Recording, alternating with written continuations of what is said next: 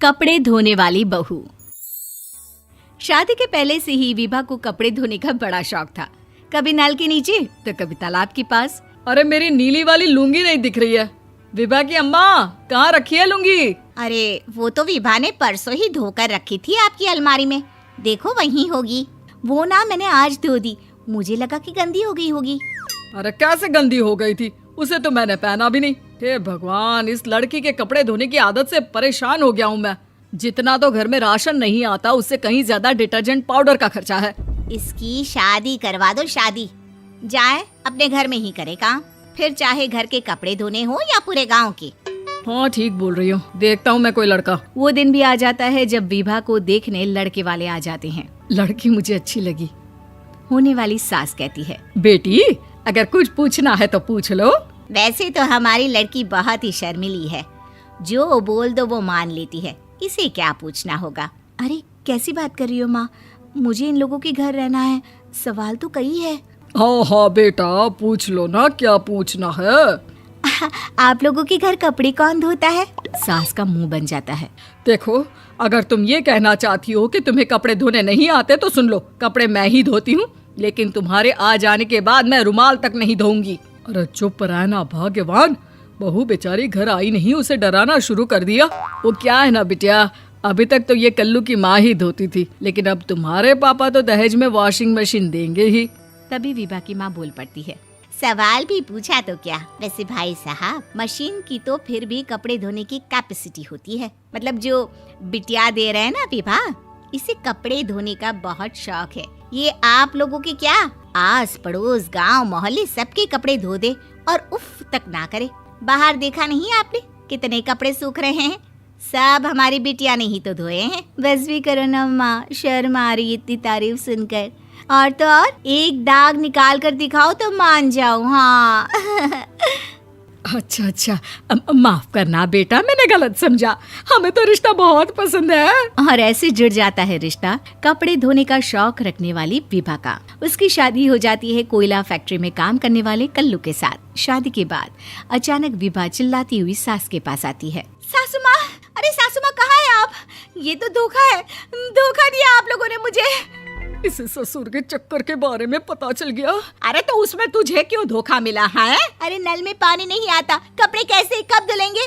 अच्छा अच्छा, तू पानी नहीं आ रहा उसकी बात कर रही है। तो आपने क्या सोचा? कुछ नहीं। अच्छा, तेरी माँ ने कहा था कि कपड़े धोने का शौक है तुझे, याद आया मुझे।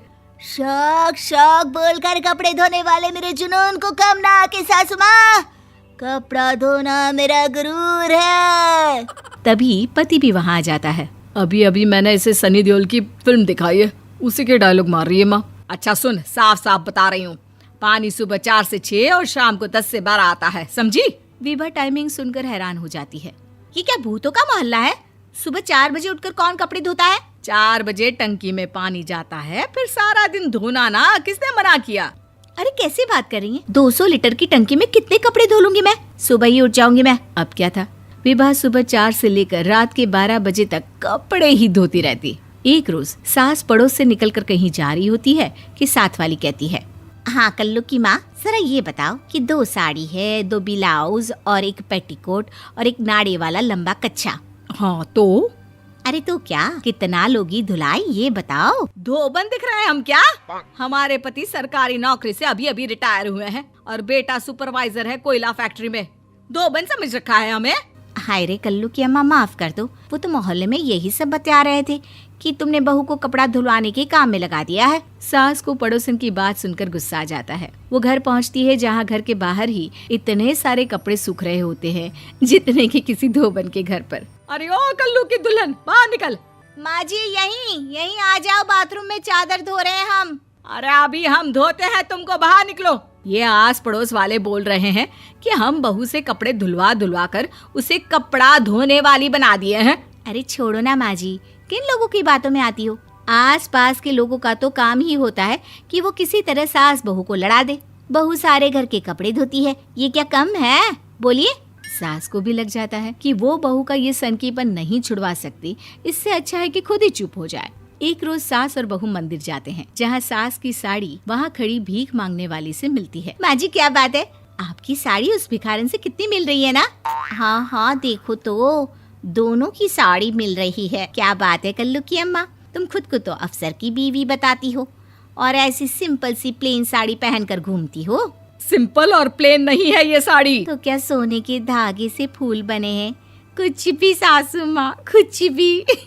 हाँ, बने थे इस साड़ी में सोने के धागे से फूल। मेरे पति लेकर आए थे मद्रास से स्पेशली मेरे लिए 10,000 की। ताहे भाई साहब इस भिखारन के लिए भी सेम टू सेम साड़ी लेकर आए होंगे 10,000 की। सास उस वक्त तो कुछ नहीं कहती, लेकिन बहू के साथ घर आती है और अलमारी से एल्बम निकाल कर लाती है। ये साड़ी देख रही है, ये वही साड़ी है जिसे मैंने अभी पहना था।